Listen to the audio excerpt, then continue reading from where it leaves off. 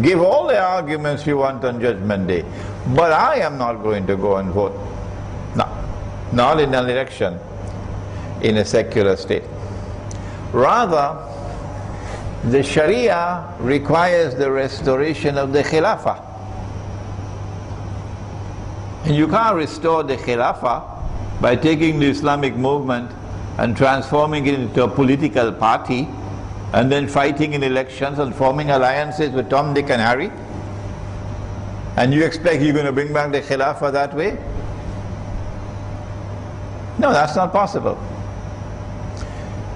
Until such time as we can restore the Khilafah and Darul Islam, and knowledge has disappeared to such an extent today, there is such widespread ignorance in the world of Islam today that hardly anyone knows what is Darul Islam today. You know what it is to be a Malaysian citizen and an Egyptian citizen, and you have no problems at all in applying for a visa to perform the Hajj. But if one of the companions of the Prophet ﷺ were to come back today, would he go to a Saudi consulate to apply for a visa to perform the Hajj? That is a pathetic state of ignorance of the subject today. Nobody knows the subject. Until such time as we can restore the Khilafah, how do we deal with the subject of Sharia? The answer is, if you cannot restore Sharia at the macro level, then at least restore it at the micro level. Allah does not call upon you for that which lies beyond your capacity. Ittaqullaha mastata'atum. He says in Surah Al-Taghabun, fear Allah to the extent that you have capacity to do so. And so try to restore the Sharia at the micro level. There's an Imam in Eastern Parkway in Brooklyn, in New York, African American, tall like a coconut tree, powerful man, Imam Ibrahim. And the African American people, if they commit zina, they have no problems in going to the Imam and say, Imam, I committed zina. Yeah. They're not like us. They have that sincerity in their hearts. So they confess, I committed zina. So the Imam will roll up his sleeves. I'm talking about New York, eh? And two of his officers, two of his men will bring you into the masjid, and he'll roll up his sleeve and he'll give you a beating in the masjid.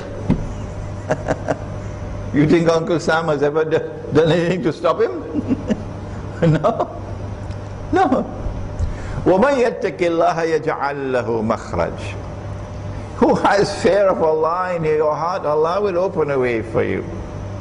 So we have said, until such time as the Khilafah is restored and the Sharia is restored, you can't restore Sharia and still remain a member of the United Nations organization. What nonsense is that? You can't have Sharia and you're still a member of the International Monetary Fund, which prohibits the use of gold as money. Dr. Mahathir did not know that. What nonsense is that? How can you restore Sharia when you're under the obligation of all those resolutions of the United Nations, which bind you and tie you all around?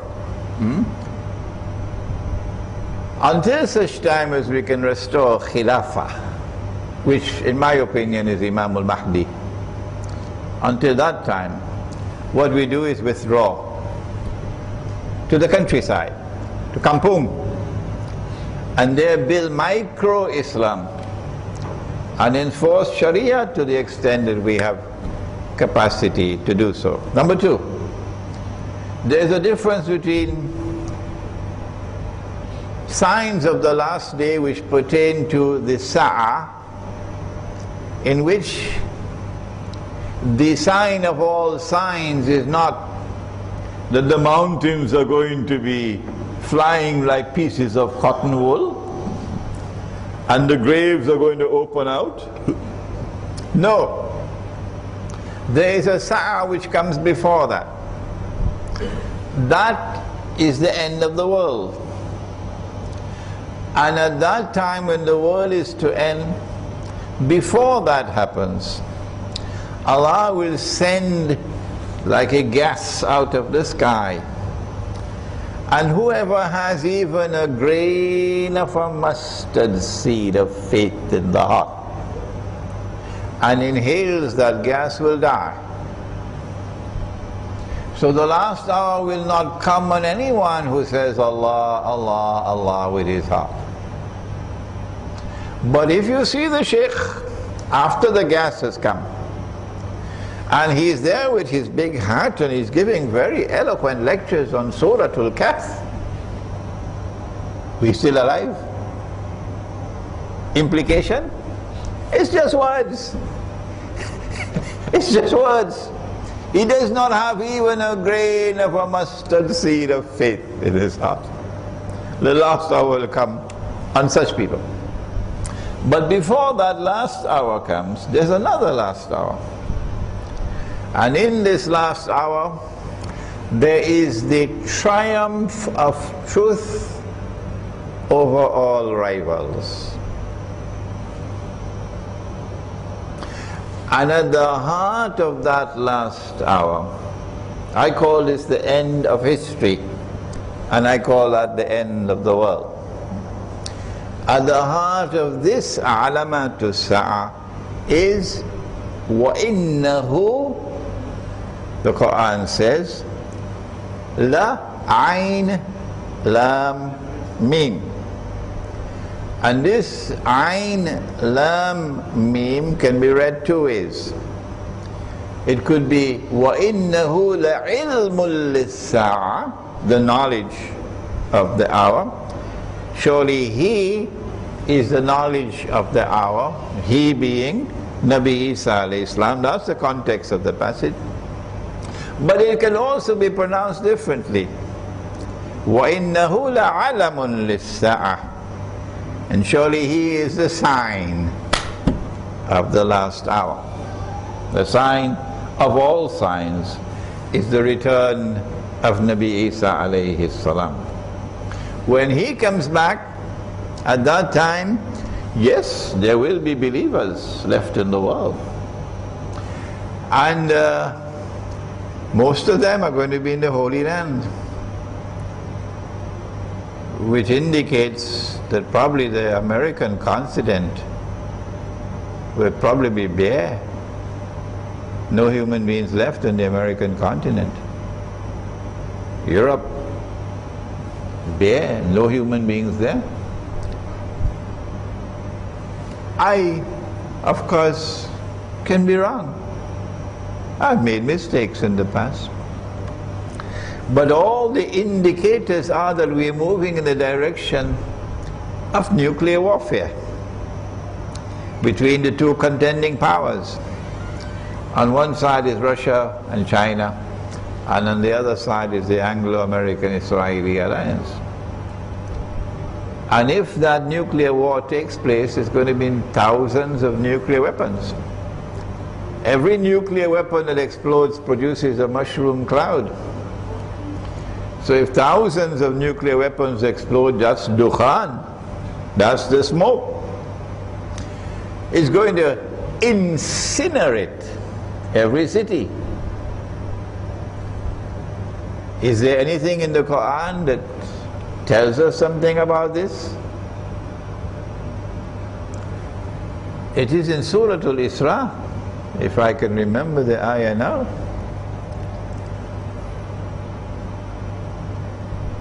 I can't remember the ayah, I'm too tired. But in Surah Al-Isra, Allah says that He's going to destroy every town and every city. And those which escape destruction will be punished with terrible punishment. Maybe I'll remember the ayah before we end. So there is something in the Qur'an which confirms this universal destruction of all towns and all cities.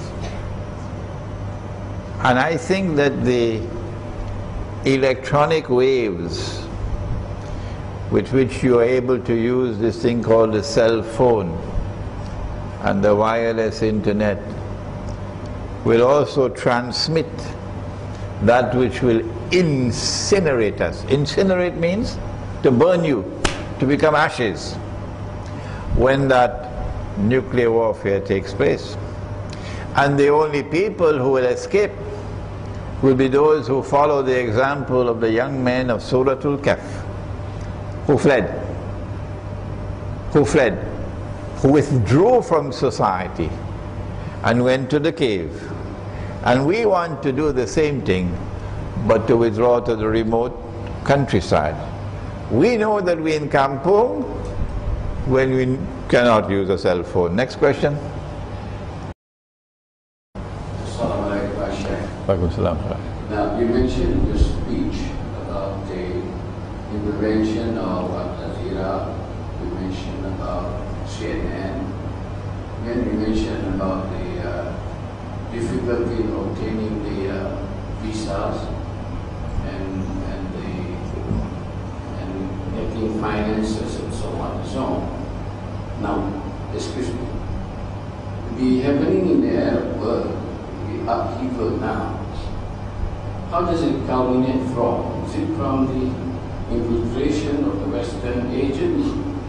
Or because of the failure of the government, of Islamic government in the states of Arab world? Now, which is the right thing? Okay. Yeah. I gave a lecture on this subject with Jamaluddin here. Jamaluddin organized that lecture in April at the University of Malaya, and the lecture is on the internet. An Islamic view of the current Arab uprisings. Was that the topic? Yeah. So please listen to that lecture. I also have an essay on my website on the same subject, an Islamic view of the current Arab uprisings. Our analysis is that while we commend those who rise up against oppression and seek to extricate themselves from oppression and who hate the oppressor, that what is now happening in the Arab world also has an agenda that lies behind this. If you deny the rain from falling for long enough, the land will become parched and dry, and just one matchstick is all you need to create a conflagration that will burn down thousands and thousands of acres of land. One matchstick. That's what they did. The banking system in particular, the monetary system in particular. And not only that, but they're the ones who put these dictators there, and they kept them there. And they forced the dictators to act brutally towards their own people. They did that for long enough to ensure that the land becomes parched and dry, and the people are groaning through oppression, and they're longing to get out. And then they came with the match. And when they lit the match, of course the whole thing blew up. But they are the ones who planned the timing. The Arab uprisings are taking place now for a particular reason. It's not happening in a vacuum. It's happening because of a particular reason. We have reached that moment in time. My book, Jerusalem in the Quran, explains the subject. When stage 2 of Dajjal's mission is coming to an end, and phase 3 is commencing. In phase 1 of Dajjal's mission, the world experienced Pax Britannica, with Britain as the ruling state. In phase 2 of Dajjal's mission, the world experienced Pax Americana, with United States of America as the ruling state. We say these things are not happening by accident. If this can be by accident, a cow can also jump over the moon.